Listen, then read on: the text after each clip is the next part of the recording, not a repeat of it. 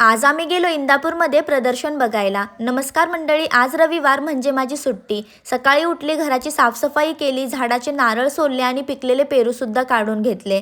जेवणाची तयारी करतच होते तोपर्यंत विचार केला की आज दिवसभर आराम करावं, कारण आठवडाभर काही सुट्टी भेटत नाही. संध्याकाळी 4 वाजता मी रेडी व्हायला चालू केलं इंदापूरला येण्यासाठी.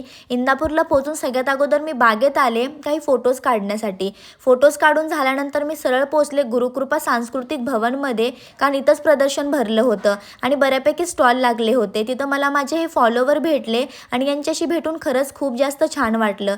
तिथून मी थालीपीठ आणि पाणीपुरी खाऊन घेतली. त्यानंतर थोडीशी खरेदी करून झाल्यानंतर मला बाजारसाठी सुद्धा यायचं होतं. तिथून निघाले आणि सरळ बाजारतळामध्ये येऊन पोहोचले आणि जे काही गोष्टींची मी लिस्ट बनवून आणली होती त्या सगळ्या गोष्टी एक एक करून घ्यायला चालू केलं.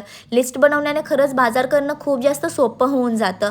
बाजार झाल्यानंतर मी आले पेटकर मेडिकलमध्ये. तिथून मला माझी टॅबलेट घ्यायची होती. येताना ज्यूस घेतला आणि घरासाठी निघाले. Thanks for watching.